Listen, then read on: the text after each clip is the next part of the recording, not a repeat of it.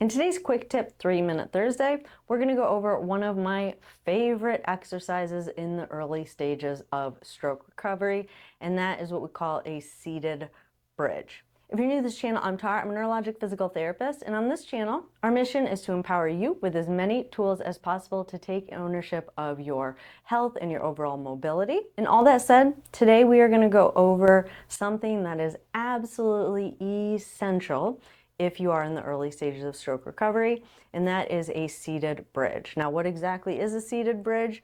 Well, it's when you put your hands on kind of two blocks, just like this, and your goal is to kind of scoot your hips off the front of the sitting surface. In this case, it's a mat table. What a lot of people do is they just kind of go up like this.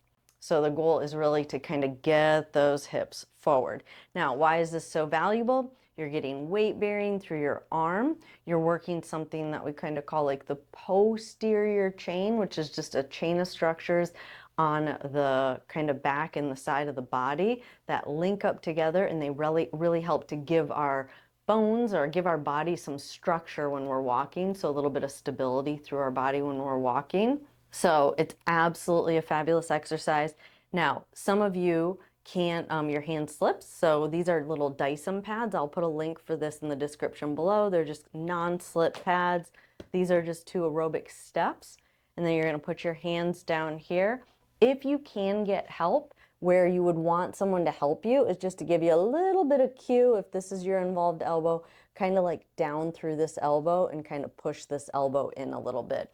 If you don't have help, that's something you want to focus on, is you want to make sure you're pushing those elbows, kind of squeezing them together in the back. And then you're just going to try and scoot your hips forward. If you have enough arm strength, you can lift your hips. If you don't have enough arm strength, you can just kind of scoot your hips forward, trying to push down through your hands as you scoot forward and then scoot back. The other one you can do if you can't lift all the way up is to just do a push. So you're just going to kind of push away,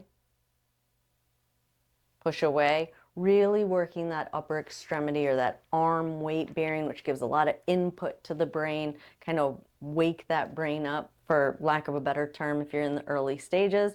But I hope you guys found this video helpful. If you did, definitely come back on Sunday where we do deep dive videos, a little bit longer, and we go over more like kind of functional movements. But also, if you're new to this channel and you haven't yet subscribed, go ahead and hit that subscribe button, turn on that notification bell. I enjoyed spending time with you all today, and I'll see you in the next video. Have a good day.